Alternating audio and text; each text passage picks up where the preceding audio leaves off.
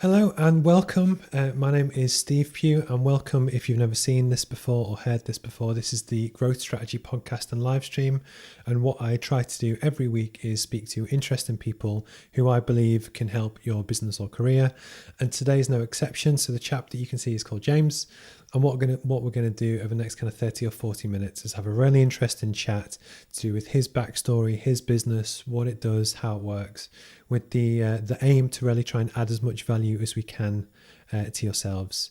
So, James, would you like to just say hello and introduce yourself? Hello. So my name's James Allen. I'm the CEO of my own company called Chronic Insights that I started a couple of years ago. I live in Northumberland with my partner. I have a health condition called ankylosing spondylitis, which we'll talk about later because it wraps into my whole business Yep. backstory. I like to play the piano. I've just started to learn to play the guitar. Picking up all sorts of hobbies during lockdown and what have you, keep me sane. I used to be an IT consultant before I was doing this. Um, so yeah, that's sort of me in a nutshell, I That's guess. it. We're finished. Done. So we met. It was at Tuss Park, I believe.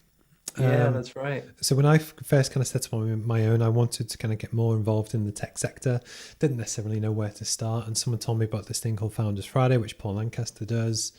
Due to that, went to a place called Tuss Park in Newcastle, which I know you know, but the people at home might not know. And basically, it's almost like a tech hub where you can essentially rent a desk, but there's a really good kind of community there. And it was back in, ironically, because today, oh no, Thursday's lockdown 2. The day before lockdown 1 happened, I helped host a social media video event which you attended. Yes, I Um, had forgotten it was the day before lockdown. I Yeah, that's didn't right. because nobody came. Oh yes, that's right. But no, but what was quite Well, I funny, mean, actually, quite a few people came. I remember having a great time. yeah. And you taught me on that workshop all about how to shoot video, lighting. This is why I've got this nice setup at Oh, home that I've been I playing honestly, around with. I was admiring. Most people don't notice how nerdy lighting or how difficult it can be, but yours is spot on. And you're also shooting on a Canon M50, which I believe, That's which right. Yeah, I was in yeah. Starbucks when I recommended that to you. That was But another recommendation. Yeah, but it does, it makes a big difference. But it anyway, does. And we were talking about the audio as well. The audios I find is just really important when when you're listening mhm. to videos and to podcasts. If the audio is a bit sort of poor quality and scratchy, it's not nice, is it? So It's. I would prefer to have bad picture quality and good audio than vice versa. absolutely, It's yeah, when, ironically, that when you edit and do this every week, you visually you can tell if there's something wrong or not, so you can fix it before it happens. With audio, obviously, you inherently record and go through the process, and it's after the fact. So it's really kind of worth putting your time into. But anyway, if we kind of jump into the interview, because basically I do think that you've got a really good kind of story to tell. And then likewise, I purposely always wanted to speak to what I class as real people that run real businesses, that we all see the same people on the front of the Northeast Times or the paper or whatever. That, yeah, they're great businesses and they run £50 million empires. But I think it's 90% of the Northeast's economy is sub 10 million. And I'd say almost a high percentage of that is micro businesses, small businesses. So almost as my kind of niche, it's those kind of people I want to share their stories, because there's a lot of people who might be looking to start their own business that actually it's you and me that they can really learn from. The chap that runs Sage, it's not quite as relevant. Hopefully one day I might speak to him as well. But that's really, I'm always keen to kind of ask people about them, if that makes sense. So yeah. are you born and raised in the Northeast? Well, I was born in Cambridge, but my parents moved up to the northeast when I was 1 year old, so Okay. I don't remember, being a southerner at all. I consider myself a northerner for sure. I grew up in Washington, Okay. and went to school in Newcastle. Yeah, I've lived here all my life. I now live in Northumberland, a little town called Cramlington, just I north know of Cramlington. Newcastle. Ah, very good. Um, yeah, it's a great place to live, great place to work. My brother moved down to London. He works there for a media company, and Okay. I occasionally go down there to visit, and I couldn't imagine living in London. It's way too much for me. Way too busy. Way too much. Just everything really. But So just to I, kind I of, if we go off topic, but just related to that, I think yeah. it's one of those things that actually I think people often fall into the trap of, the salaries are higher, etc., and they chase just that. But ironically, that if you have a successful business, or even if just your career, whatever, it gets to a certain point where you actually crave the personal time, the freedom, the space, the chance to walk in the countryside, do whatever. And I think often people underestimate how valuable that really is. So it's great to just kind of hear someone talk about it. Yeah, especially with lockdown, I've been discovering places around where I live that otherwise I wouldn't even realize were there. Literally be, just a few minutes walk from my house. I'm on fields. Oh, nice. And I never really explored these areas before. Hmm. And I spend quite a bit of time walking around there in sort of March, April, May. Yeah. Um, and yeah, it's so good for your mental health just to go outside and see something natural, Hmm. just actually physically seeing a landscape, I'm with you. fields, open sky. It does something, mentally and physically I to agree. you. I think that I think a lot of us, really need. I went for a run this morning, and until my gym closed, I'd been going to the gym, which is indoors. So I'd get up, get in the car, drive to the gym, go to the gym, which is indoors, get back in the car, come back, spend all day indoors. And this morning I went for a run outside, and it was just after 6 o'clock. It was 3 degrees, I think. But the feeling of kind of the rain and the wind on your skin, it's a more visceral experience, that it's a different experience. It does waken you up in a way that being in an air-conditioned gym on a treadmill just doesn't do. So I Yeah, empathize. absolutely. So Yeah. when you were at school, and the reason I like to dig into people's backstories is actually that there might be someone that watches this that resonates with your backstory. They could be based in Cramlington, etc. That kind of, it's when you go through the journey, I think both from a publicity point of view for yourself, to get people to buy into you and your story and what you're about and that kind of thing. But actually, there'll be people that resonate with you in a way that you could inspire them to do, launch their own app and that kind of thing. So that's why I always ask. It's not just being nosy. But what were you like at school? I was pretty quiet at school. I quite enjoyed school. I went to a good school. I was lucky enough that my dad was an eye surgeon, Wow. and he had a good salary, and I, I mean, I constantly, I think pretty much every day how lucky I am to have had that supportive background, and a stable family and a good school. So extremely lucky, really. But when I was at school, I was one of the quiet kids. I didn't say very much. I'm always much more interested in listening than talking. Um, Generally, don't like to be the center of attention. But I had, a small group of friends, 4 or 5 of us, a really tight knit group. Mm-hmm. And I loved my sciences, chemistry, biology were my favorites, but also art. I was a real sort of you know, mixed interest. I loved I've art got you. and I loved my science. Well, it's the Uh, same, because even here, it's the fact that I do all my own stuff, but it's because I actually enjoy doing it. I enjoy the creative side to it. And it's like we spoke on the call before we kind of came on to do different things, but almost I'm inherently a perfectionist as well.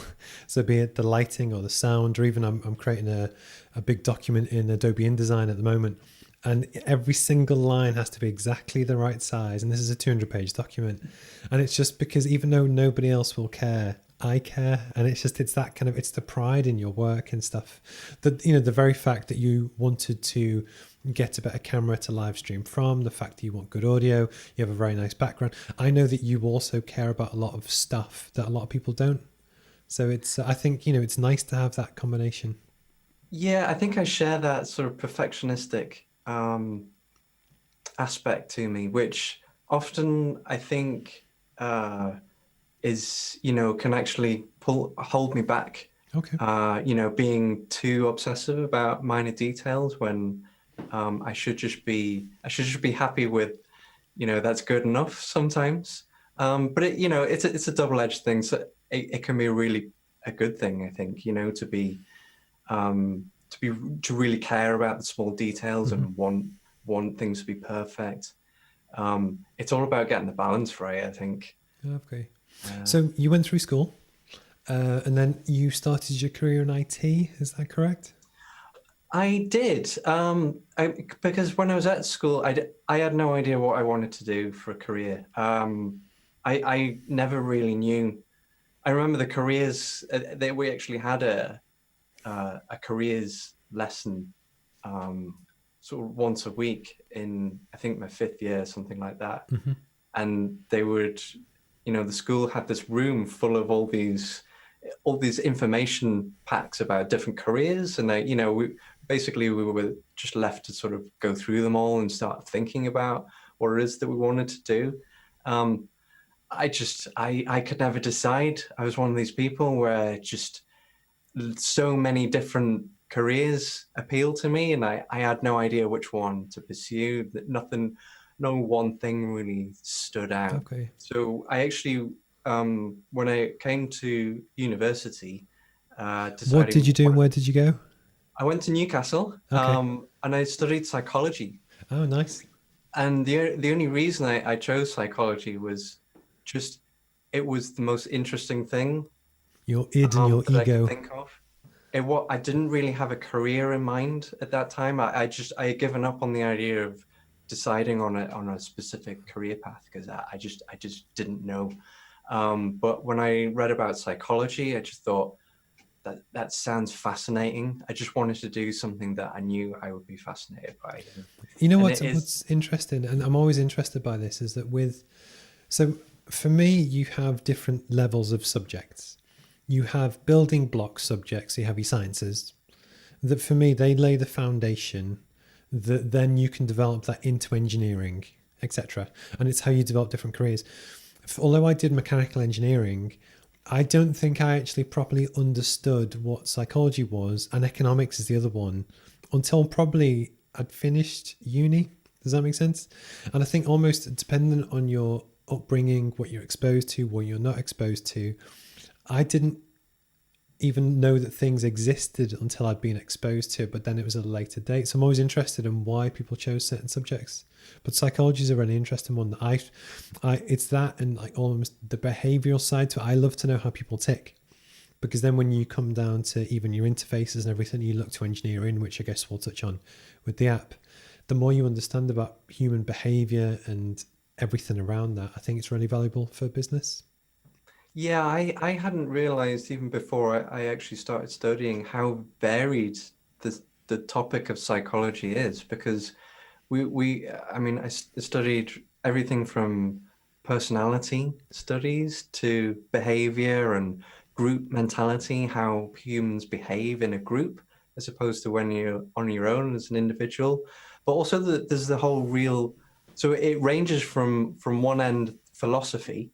We actually did philosophy, think about what is the mind, what is Mm-hmm. a person, an individual, how does that emerge out of this squidgy brain that we have in our skulls. You've got this real sort of experience on the one hand, and this physical thing on the other hand, and how does one evolve out of the other? So there was a lot of philosophy, but also science, real neuroscience. How do the neurons work? How does the brain work? What are all the individual Mm-hmm. components of the brain? What happens when they get damaged? And then psychiatry, actually looking at mental illness and how to help people through that.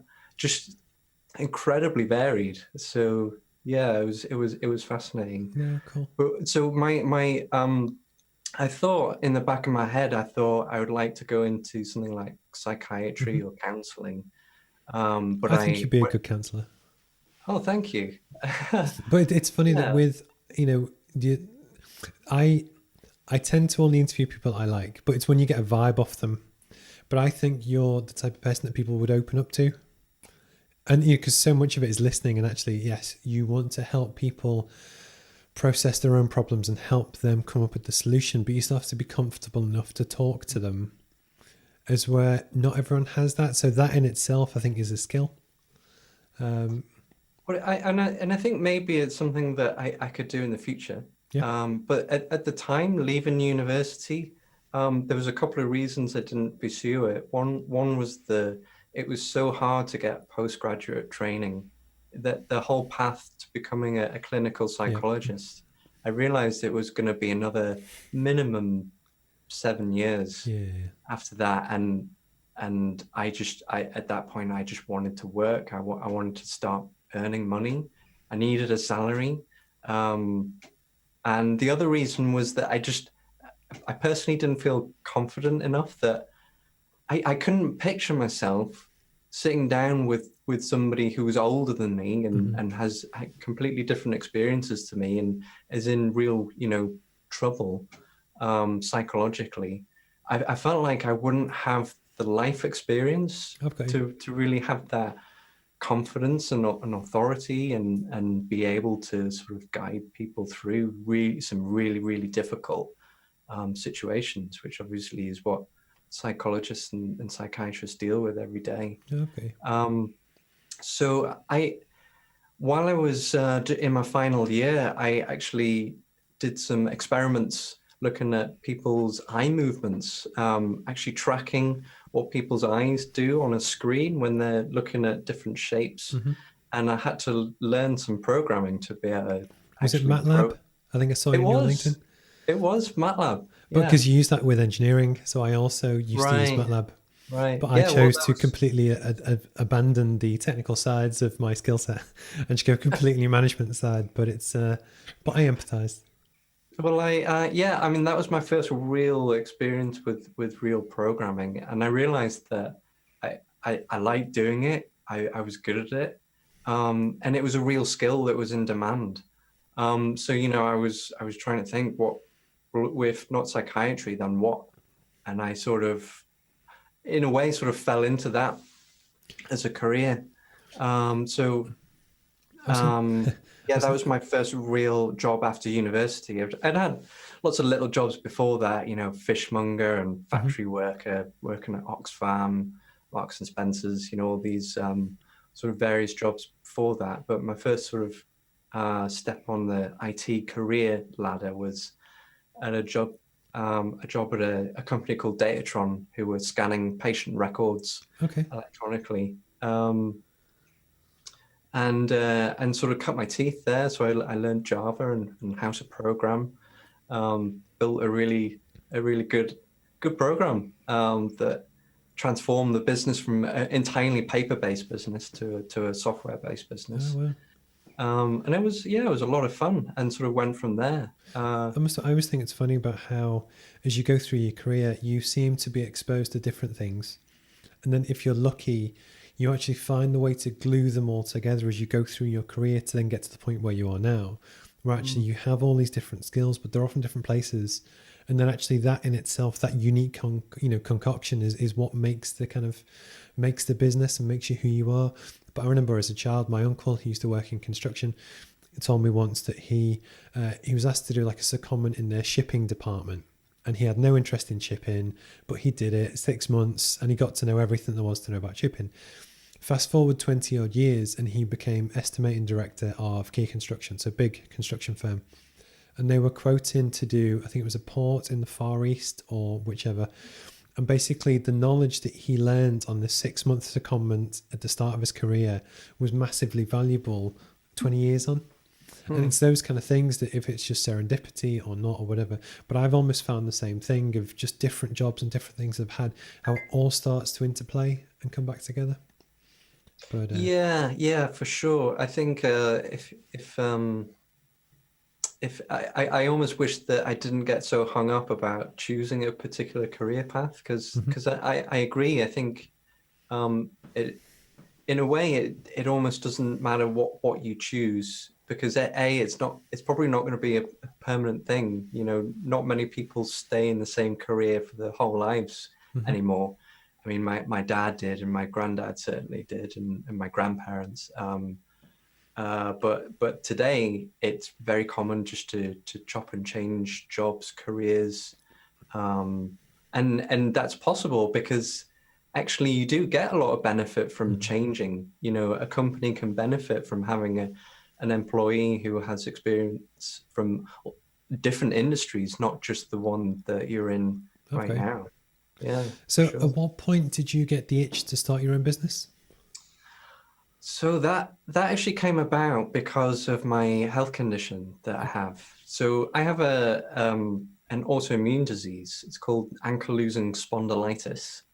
And like all other autoimmune conditions, it basically means that my immune system is attacking my body, because it mistakes cells in my body as foreign things that it needs to attack and destroy. In the case of ankylosing spondylitis, that means attacking cells in joints. Okay.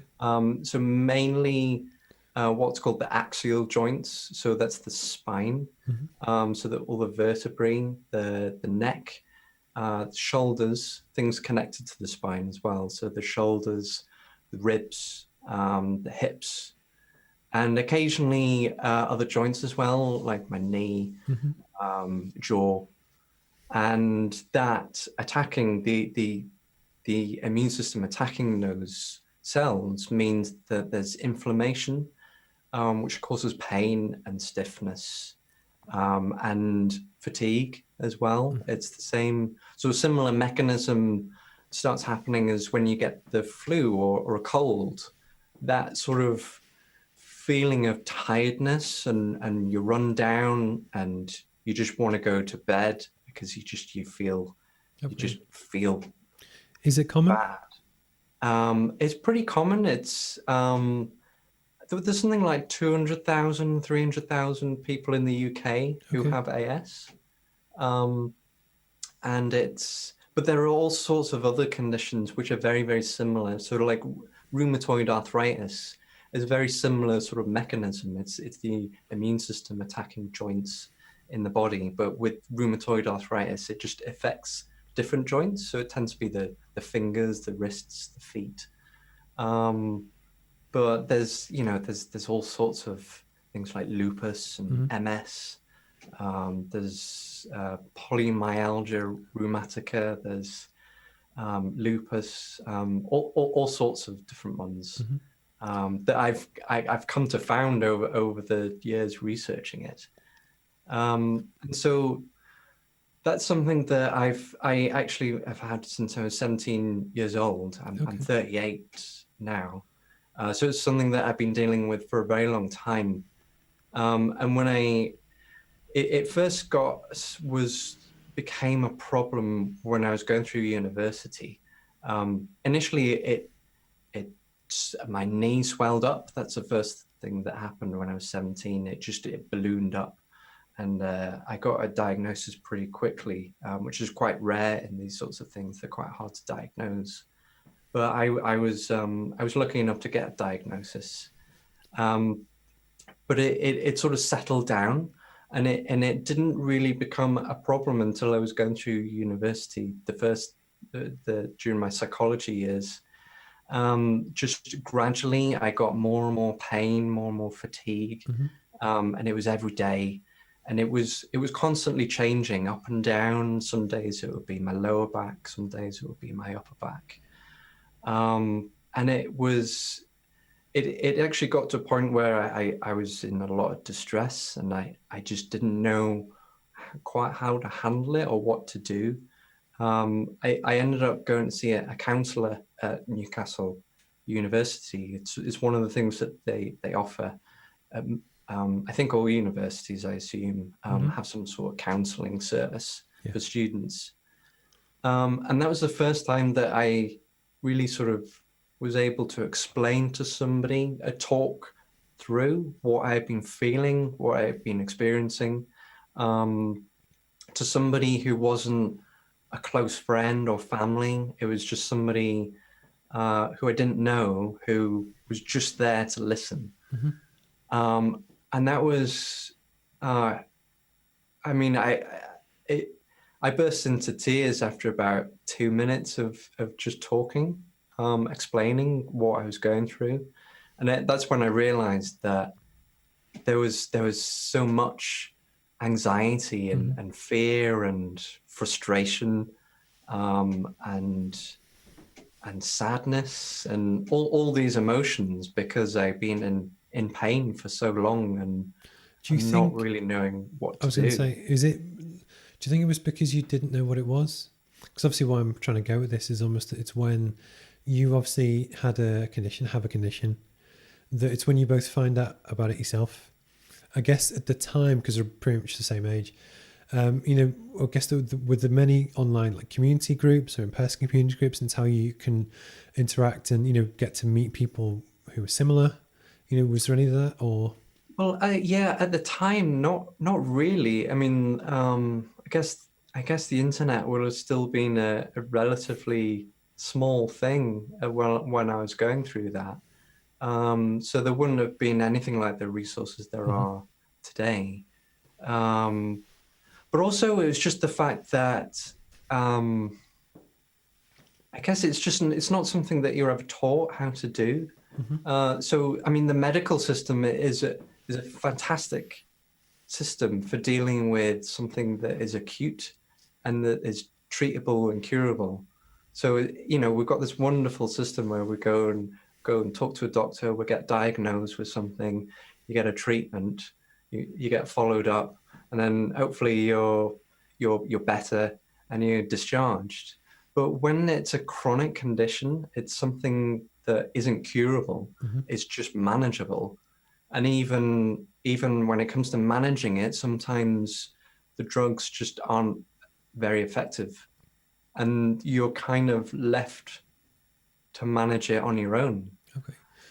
That's the difficult bit. That's the thing that there isn't a lot of help for. The health system isn't really built to deal with that.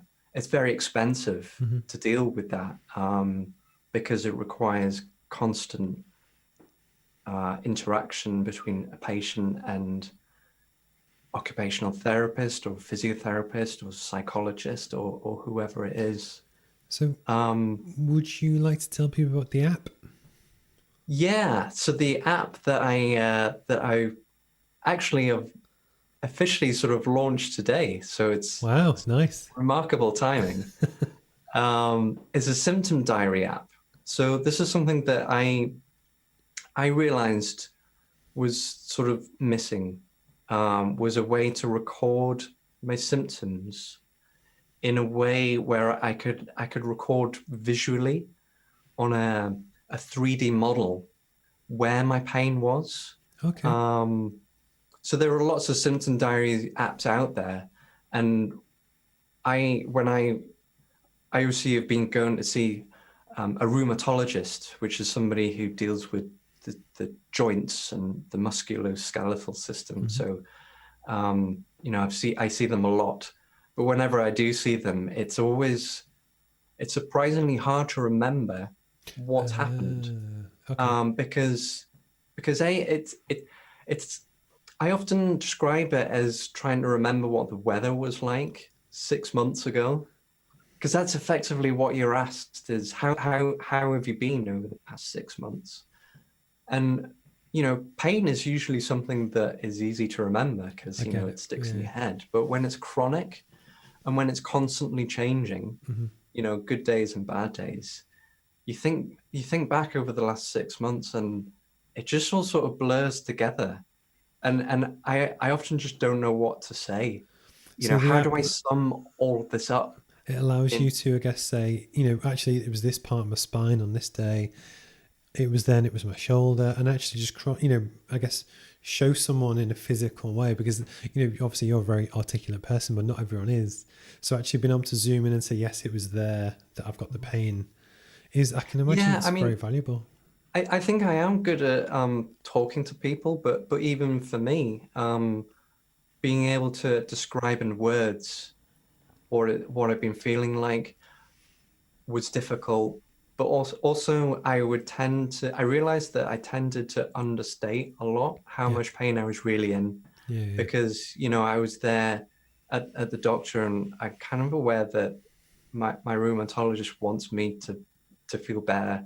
And I really like my rheumatologist. So, um, also it took me a number of years to get comfortable with talking about pain. Okay. Just actually telling somebody I'm in a lot of pain all the time was a really difficult thing for me to do especially when I was younger.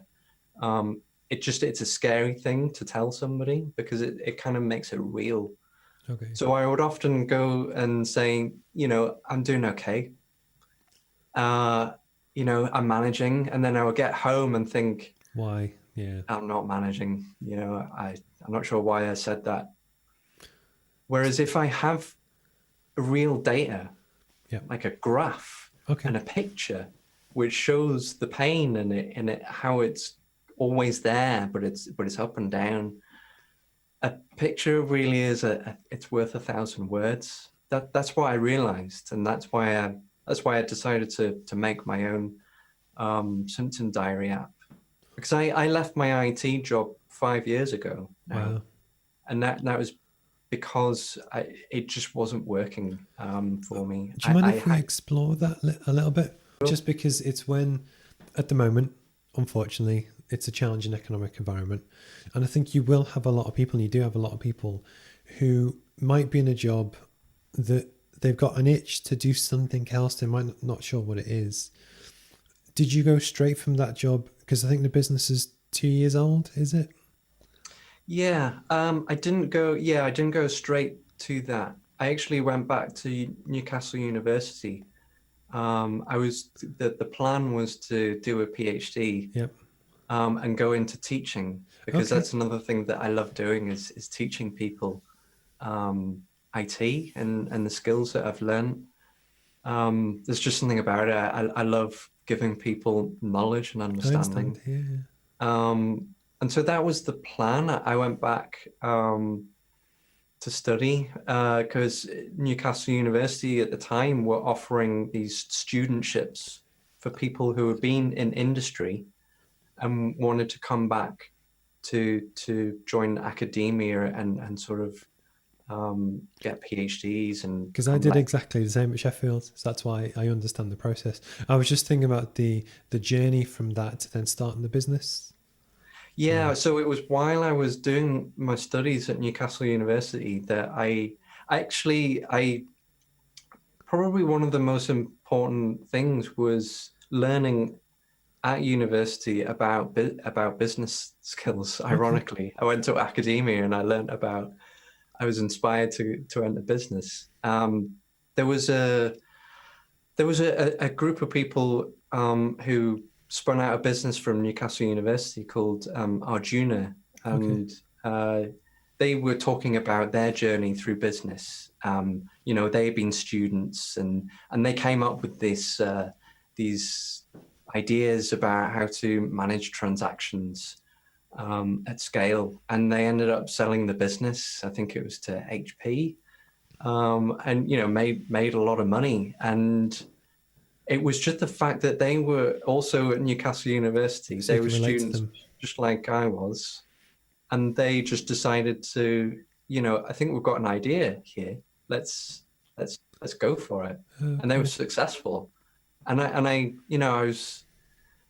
I took that in and thought, I could do that. that idea I've had about creating a symptom diary app, because none of the ones that I found I thought were Hmm. very good. Huh, you know, maybe I could do that. Okay. Can I ask you about the mechanics of how it works? Just because, and I don't mean the code, but actually just because this is a business strategy related kind of podcast and interview, is it a freemium model? Is it paid subscription? Or is it just completely free? I'm just trying to get a feel for. Yeah, so it's freemium. It's free to download and to try. All of the features are free except for the 3D model. So the app there's a couple of ways you can use it. You can either record your symptoms just using a simple chart interface where you're just plotting points on chart. But I thought the freemium model just seems to be the one that makes most sense at the moment. Okay. Allowing people to try and to spend time just playing around with the app, and That then makes sense. Yeah. and then if there's the one killer feature, it's that one. It's this one that I've created where you can rotate this 3D model around. Nice. So Yeah. I call it a 3D mannequin. Yeah. Got you. It's a model of a person, and you can rotate it to zoom in on a particular body area that you want to record your symptom for, and you drag your finger over the model to say this is nice. where I'm feeling pain right now. And it looks great. When I got that to work, I thought, yeah, there's something about this. It makes it real. There's something about having an invisible illness. Yeah. There's one of the really difficult things about it is the fact that it's so difficult to communicate. And I found that's the thing that people seem to love. When I was beta testing it and trying out different ideas and different versions, when I created that one, people just seem to really like that. So I decided that's the one that, if anything, It's the USP. people will hopefully be willing to pay for. Because I imagine that this is usable for a lot of different conditions as well. For sure, yeah. I mean, so I thought, yeah, I mean, in theory, it could be used for any condition, and particularly ones that have a physical nature, but not necessarily. So you could also record something like fatigue, which you wouldn't use the 3D mannequin, you would just use the chart. And initially, I was thinking, yeah, let's target everyone with a chronic condition. But after learning a lot about businesses and how to start up a business, yeah, you want your minimum addressable market. Yeah, I realized I needed to be niche, at least initially, and focus on what I knew, and what I knew was ankylosing spondylitis specifically. So to begin with, what I'm really doing is I'm marketing it and targeting people with ankylosing spondylitis as this is the app for you. Okay. Can I ask you a question? Yeah, of course. Is it just you? Obviously, it's the whole premise of this. Is it just you in the business? It is, yeah. It is. That's cool, because me, same. Because what I was going to say is that what that allows you to do, because you have lower overheads than if you had a team of 4 people, is actually create something which is more fit for purpose for your particular audience, because you don't have to charge more money and therefore price yourself in the market, because you don't have to cover more overheads. And, I would imagine, I'm going to think out loud, is that would it be like £1 a month to stay on the app and with the system, or is it a one-off fee? I'm just trying to figure out. No, it's a monthly subscription. Oh, nice. Yeah, so I decided that because a one-off, yeah, it wouldn't work. The business case. Yeah. But if you could get 50% of the people in the UK, that for your business, you could, or even if you got 20%, etc., you can actually make a very good business from that, because you've got low overheads. And then actually from your did you do the design and app development and everything yourself? Have you kind of bootstrapped it? Everything has been just me. And there's a few reasons for this strategy. One again is the nature of my condition. So I have to work around that. And it's much easier to do that when it is just me. I mean, it's the reason I left my job, because having to cancel meetings at the last minute, and I never know when I'm going to have a flare up. I never know when I'm going to be just taken out of action or have a bad day. And that's why I started thinking about starting up a business. It just seemed, I mean, on the one hand, when you think about people starting a business, you think about, working 20 hours a day and 7 days a week, and just these depends on the business. But that's not. It depends, and this is the big thing that I always like to talk about. It depends if you know what the goal is that you're actually working towards. Because in some ways, for me, the goal is to work 4 days a month, and that's it. That's the dream. So, Yeah, I mean, I realize that this just isn't true. You know, this idea of to start up a business, you have to be, you know, working at insane hours and just be absolute total commitment. It actually depends on what other support you yeah, have. It depends what you can afford to do, what you can't afford to it's do. sort of time scale as well. You know, how Yeah, quickly yeah. you want to get to launch. Yeah. Um, And again, I'm very fortunate that you know, I had worked in IT for a number of years before I started this, so I've got a bit of savings. mhm, And you know, I've got supportive family around me who are able to, you know, support me while I've been working on this for the past couple of years. mhm. And just eternally grateful for that. And I realized that not everybody will be able to do that. So you know, what works for me won't necessarily work for everyone, for sure. But Did, what I found is that it's allowed me to achieve something that I never thought I would have been able to achieve. You know, I had a I had a really bad year one year where I was basically I was bedridden for about 8 months with severe pain.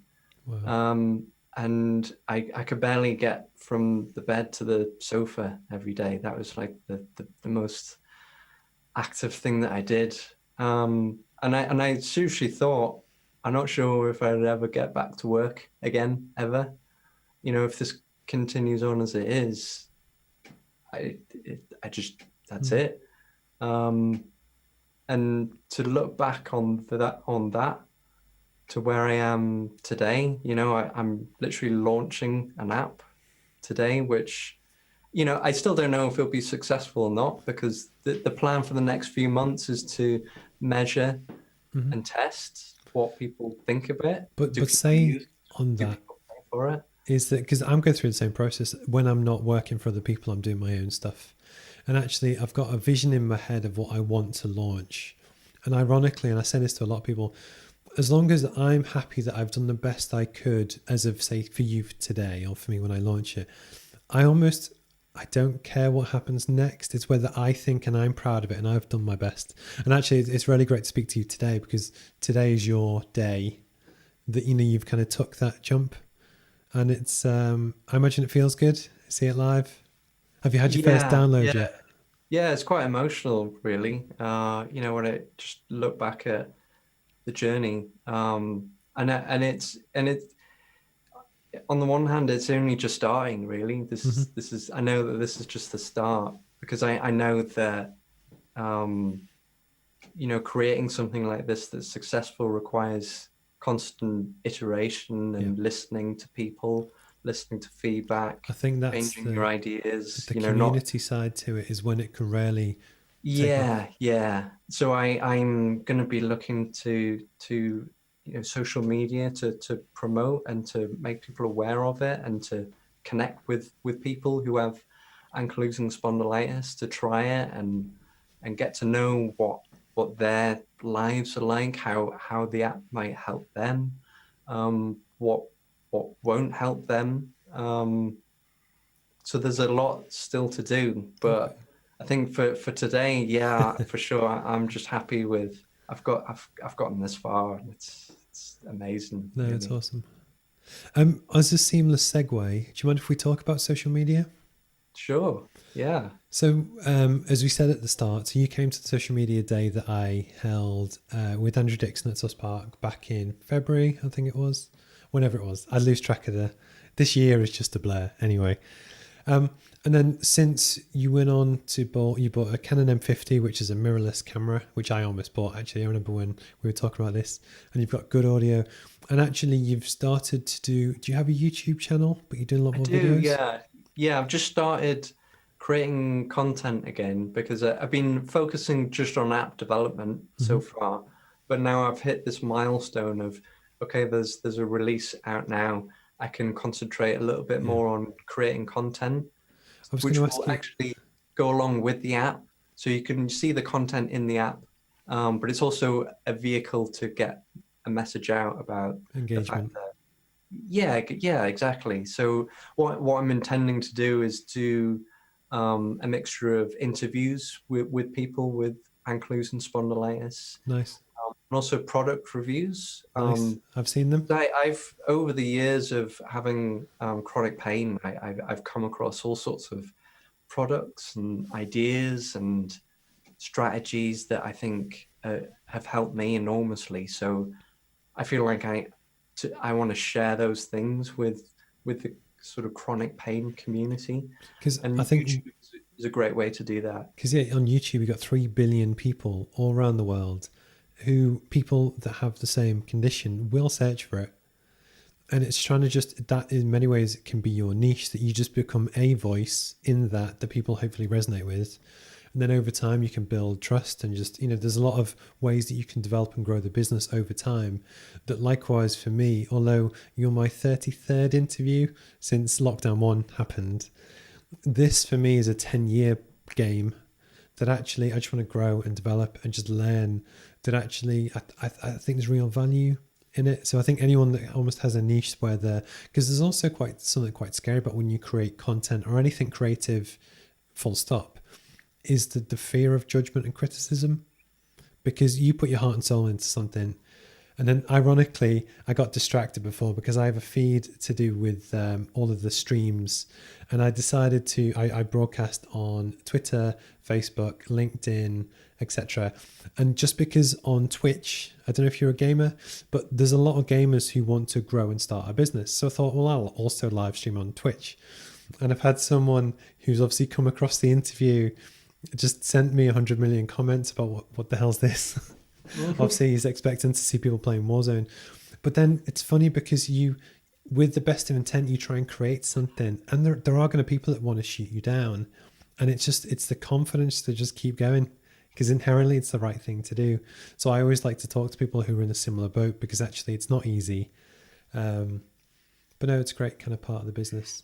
Yeah, I mean, I don't know, like, because I feel like I am quite an introverted person generally, but when it comes to, if I have something to say, Mm-hmm. I feel like I am comfortable talking about those things. Um, probably more so now that I'm a bit older and a bit more confident, and I guess just I think when you get older, you kind of care less about what other people think. It's true. People who don't like what you're doing, that's fair enough. Yep, same. Uh, so I think there's an element of that, and but also passion. Just Mm-hmm. I really want to connect with other people who have chronic pain, because I personally have got a lot out of it as well. When I listen to somebody tell their story about having pain every day and what they've gone through and the positives that they've actually got out of it, Mm-hmm. it's really inspiring. Oh, cool. It's really comforting to hear those things, and I want to do the same. I want to sort of give those things back. And if that is a vehicle to promote my app as well, then that's a bonus for sure. Can I ask you what the dream is? If you wanted to say 5-10 years from now? Because you know what the beauty of YouTube is that from after this call, this is going to get saved. And then over time, I'd love to get people back on who I've already spoke to. But actually, you can see the progression, because it's one of the classic statements that people always they overestimate what they can do in a year, but underestimate what they can do in a decade. So pick 10 years from now. What's the dream? I guess I generally don't look that far forward. And maybe that's partly living with a chronic condition, is I tend to just take one day at a time. That's good.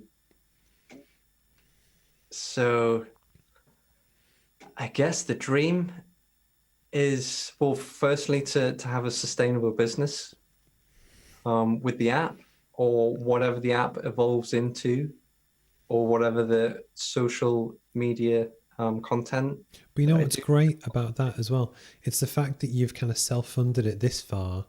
You don't have external pressures to monetize it and take it in a direction which you don't want to take it. So although I imagine bootstrapping it took a lot longer, it's a lot harder, you have Yeah, something that you can sure. control and you can adapt. And it's, you know, that's almost the beauty of creating the dream, that actually often people, they, oh, we'll do Series A fundraise and Series B, and we'll do this, we'll do this. And then actually I was watching Dragon's Den on Sunday, and I haven't seen Dragon's Den in 15 years. And the comment one of the dragons made was that it was other people's money. And you get far too many people that want to go into tech and start an app, and all they care about is spending other people's money, almost regardless of if they make it back or not, and actually make it viable. It's almost like that's acceptable. So I always Mm. respect anyone that properly kind of does it themselves the hard way, but actually, you know, that keeps you full control. Yeah, I think it's so important to do what feels right for you. And I've always been a kind of a low risk person who, if I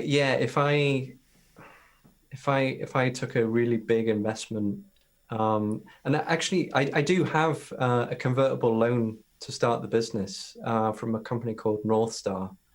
Okay. Um, but it's I have the option to either pay that back if the business is successful. If it isn't, it folds.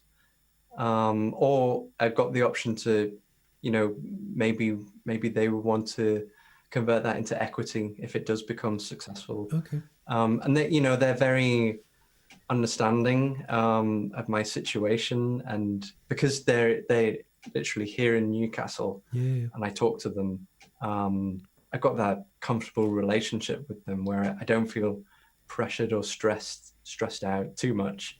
It'd be nice to be able to pay them back eventually. But yeah, I wouldn't. Yeah, if I wouldn't want to take out a huge amount of money in investment for me personally, that just didn't fit with what I wanted to do, and it would keep me awake at night, I'm with you. and it would actually add stress, which I know stress is a big trigger factor for my arthritis. So yeah, for me, it was all about just taking things at the pace that suits me, and being comfortable with everything, every aspect of the business. Awesome.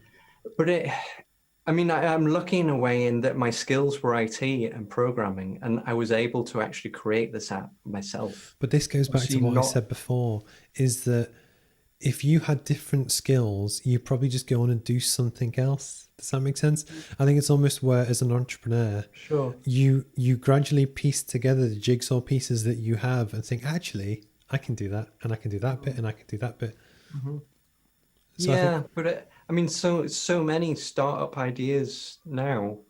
An app, having an app is often a big part of it, mhm, or is the whole part of it.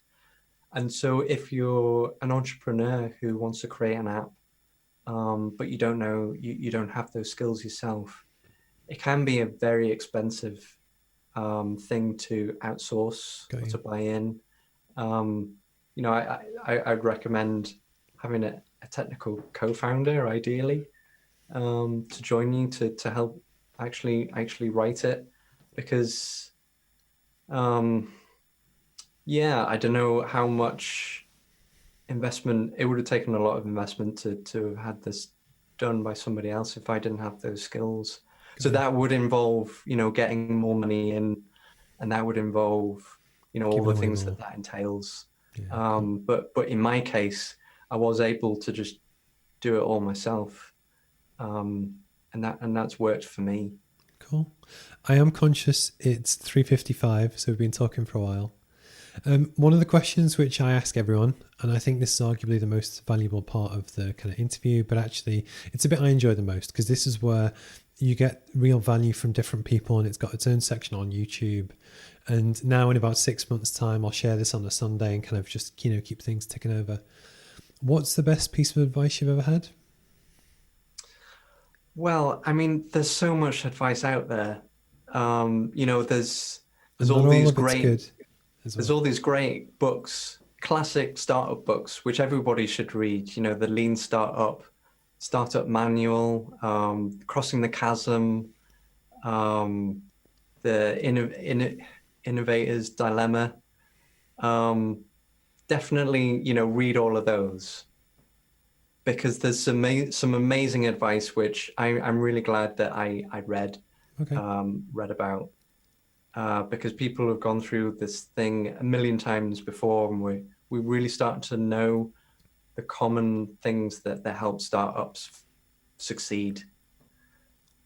But for me, I think the most important piece of advice that I ever got was really simple. It was from a chap called Johnny Gray, who actually works at Tusspark as well. Um, and I was talking to him about this business accelerator called Ignite, that I wasn't sure if I wanted to go on or not, and I ended up going on it. But I was talking to him about, should I do this? You know, you've started a business. What do you think? And the advice that he gave me was all you really need to do to start a business is figure out what it is that you need to do today to move the business forward one step. You know, what is that thing? Write a list.